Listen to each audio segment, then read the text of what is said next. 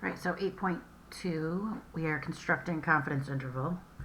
I've got my calculator, I have my t-distribution, because we're constructing a confidence interval for a population mean when we do not, unknown, have the population standard deviation. Our sample that we're using to get the sample mean to construct the interval is a simple random sample, and the size is either larger than 30 or from a population that's approximately normal. Here's the directions that we're going to be following. The margin of error formula changes. I have a critical t value from my t distribution, and I have a sample standard deviation.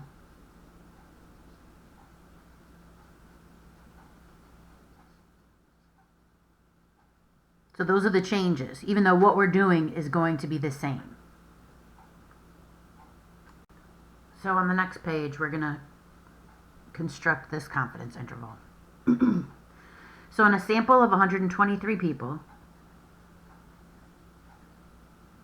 aged 18 to 22, reported that the number of hours spent on the internet on an average week, the sample mean was 8.20 hours with a sample standard deviation.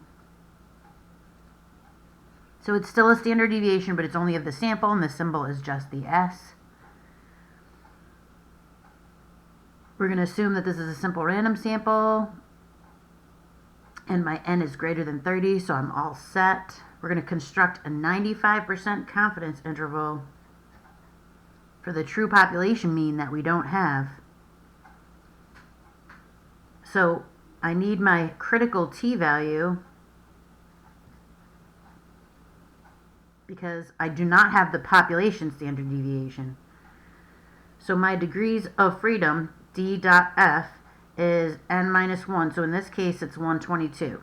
So my critical t value comes from my t distribution. So I go to degrees of freedom of 122, and it's not on the table. So I have to use the number below that. I have to use 100 and over to 95. So it's 1.984.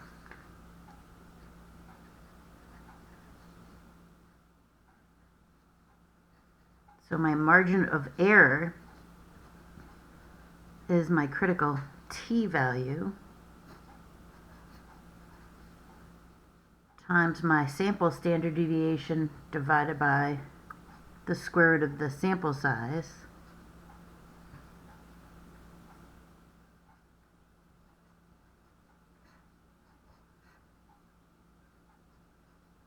Make sure I use n, not my degrees of freedom.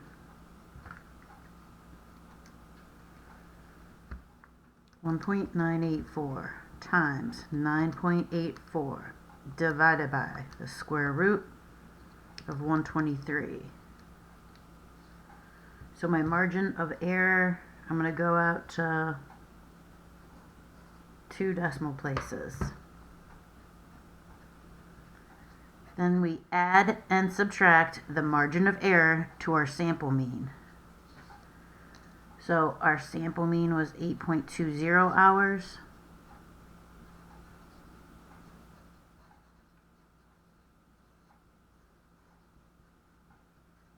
So if I add the error to that and take it away, I'm going to get the interval in which my population mean will be in.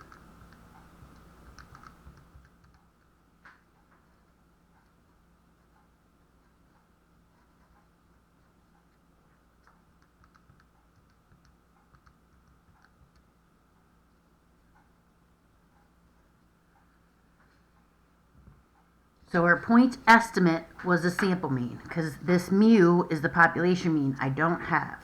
So we calculated the margin of error to construct our confidence interval, and we are 95% sure that the true population mean is between 6.44 and 9.96 hours. Okay, we're going to do example 3 from the practice problems in 8.2. Alright, so many celebrity and public figures have Twitter accounts with large numbers of followers.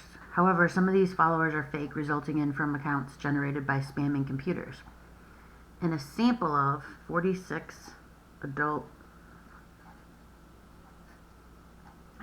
audits, conducted in July 2013,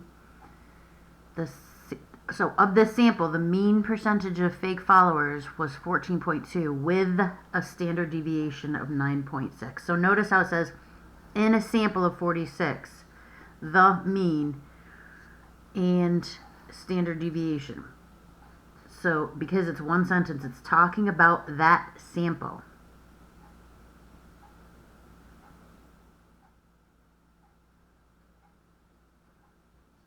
So I have a sample standard deviation, which means I need to use my t distribution.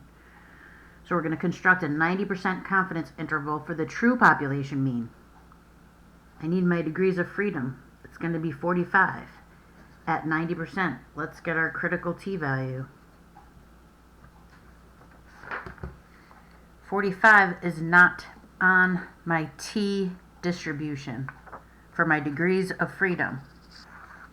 So because it's not on there, I'm going to go to the one below it, up to the 40, because 40 is lower than 45. And then over, we were at 90. So 1.684 is my critical t value. I'm going to get my margin of error.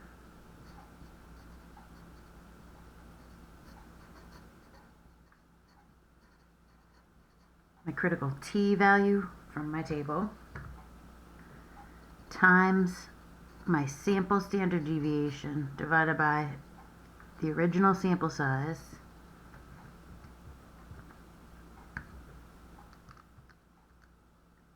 times 9.6 divided by square root of 46. 2 decimal places. My margin of error is 2.38. So what I'm going to do is I'm going to take my margin of error and add and subtract it to the sample mean minus the margin of error.